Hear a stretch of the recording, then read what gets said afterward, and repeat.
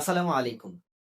যাদের শিক্ষা জীবনটাই পিয়ারে গঠিত, তারাও রাষ্ট্র জীবনে পিয়ার যাচ্ছে না।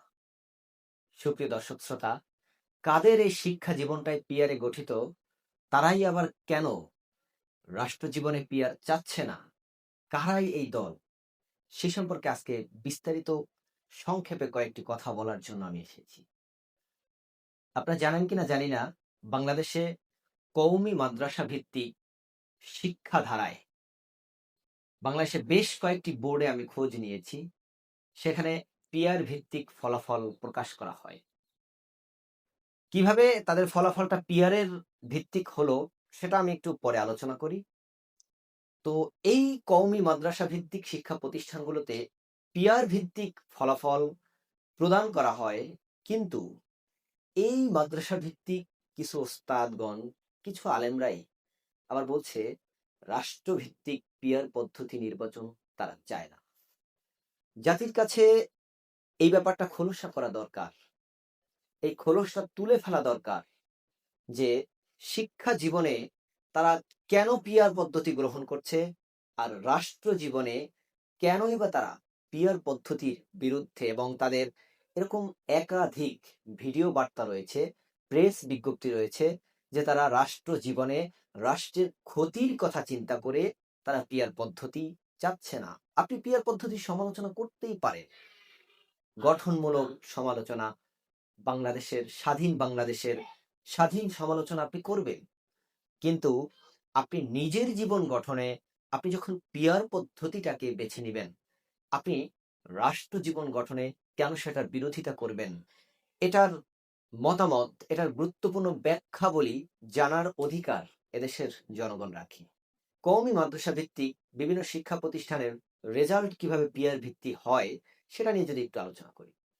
আসেন, কওমি মাদ্রাসায় কিভাবে রেজাল্ট প্রদান করা হয়, আমার জানা মতে বেশ কয়েকটি বোর্ডে আমি যোগাযোগ করেছি, তবে গোটা বাংলাদেশের সব বোর্ড সংক্রান্ত ধারণা আমার নেই এই মুহূর্তে। খুব শীঘ্রই হয়তোবা সেই ধারণাটা নিয়ে যাব ইনশাআল্লাহ। তবে যদি আমার কোথাও ভুল হয়, আপনারা ভুল ধরিয়ে দিতে পারেন। আপনাদের সহযোগিতায় আমি সম্পূর্ণ শুধরে যাব ইনশাআল্লাহ।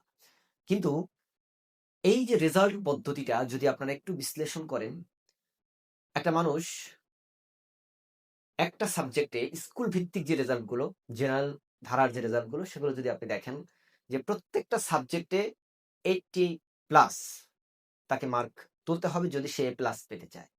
একমাত্র 4 সাবজেক্ট বা অপশনাল সাবজেক্ট ব্যতীত প্রত্যেকটা সাবজেক্টে সে 80 মার্ক না পেলে তাকে একমাত্র 4 সাবজেক্ট বা অপশনাল সাবজেক্ট ব্যতীত কোনো সাবজেক্ট সহযোগিতা করতে পারে না।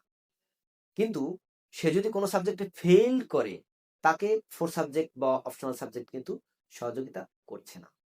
যদি আপনি এই ধারাটাকে একটু সাইডে রেখে আপনি যদি কওমি মাদ্রাসা ভিত্তিক শিক্ষা প্রতিষ্ঠানের ধারা সংক্রান্ত একটু তথ্য আপনি আহ, একটু গ্যাদার করেন, তাহলে আপনি দেখবেন এই জায়গাটায় যে কওমি মাদ্রাসায় যদি কোনো স্টুডেন্ট একটা সাবজেক্টে 100 পায় আর একটা সাবজেক্টে 60 পায়, তাহলে মোট হয় তার গিয়ে 160 মার্ক।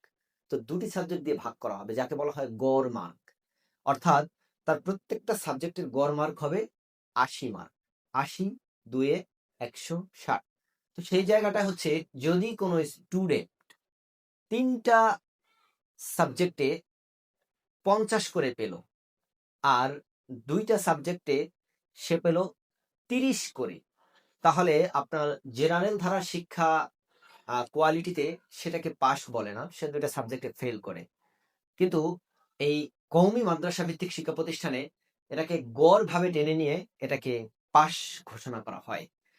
এবং যদি কেউ কোনো সাবজেক্টে, অর্থাৎ কেউ এক সাবজেক্টে 95 পেল, যেই সাবজেক্টই হোক, সেটা 4 সাবজেক্ট হতে হবে এমন কোনো, যেই সাবজেক্টই হোক, যদি কেউ এক সাবজেক্টে 95 পায় এবং আর এক সাবজেক্টে 85 পায়, তাহলে তার ওই 95 থেকে ওই 5 এসে এই 80-তে যোগ হয়ে, 85-তে যোগ হয়ে 90 হয়ে যাবে।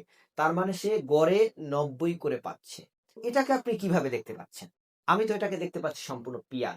আমি এই রেজাল্টের বিরোধী না, এই ফলাফল প্রকাশের বিরোধিতা প্রকাশ করছি না, কিন্তু আমি বলছি যাদের শিক্ষা জীবনটাই পিয়ার পদ্ধতির, যাদের শিক্ষা জীবনটাই পিয়ার পদ্ধতি দ্বারা গড়া, তারা কিভাবে রাষ্ট্রীয় নির্বাচন পিয়ার পদ্ধতির বিরোধিতা করে, নিশ্চয়ই একটা সুন্দর গঠনমূলক ব্যাখ্যা তাদের কাছে রয়েছে, যে ব্যাখ্যাটা জাতি জানতে চায়। গঠনমূলক আলোচনা আপনারাও করতে পারেন, সবাই করতে পারে, আমিও করছি। এটা যদি এমন হয় যে এই পিয়ার পদ্ধতিটা শিক্ষা জীবনের জন্যই বাস্তব, প্রয়োজনীয়, কিন্তু এটা রাষ্ট্র কাঠামো গঠনের জন্য এটা প্রয়োজনীয় নয়, এটা অবাঞ্ছিত, তাহলে আমি তার কাছে জানতে চাই, তাহলে এই স্লোগানটা কেন হচ্ছে যে শিক্ষা জাতির মেরুদণ্ড? তো জাতির মেরুদণ্ড যদি পিয়ার পদ্ধতিতে গঠন করার সিদ্ধান্ত নিয়ে থাকেন, তাহলে আপনি রাষ্ট্র গঠনের দায়টা কেন পিয়ার পদ্ধতিতে নিতে চাচ্ছেন না? নিশ্চয়ই এর পিছনে কোনো একটা ব্যাখ্যা আপনাদের কাছে আছে। হয়তোবা সেটা নিজেদের সুবিধার স্বার্থে এমন একটি ব্যাখ্যা তৈরি হতে পারে, নয়তোবা বাস্তবিক কোনো ব্যাখ্যা, যে ব্যাখ্যা জাতির জন্য আদৌ প্রয়োজন।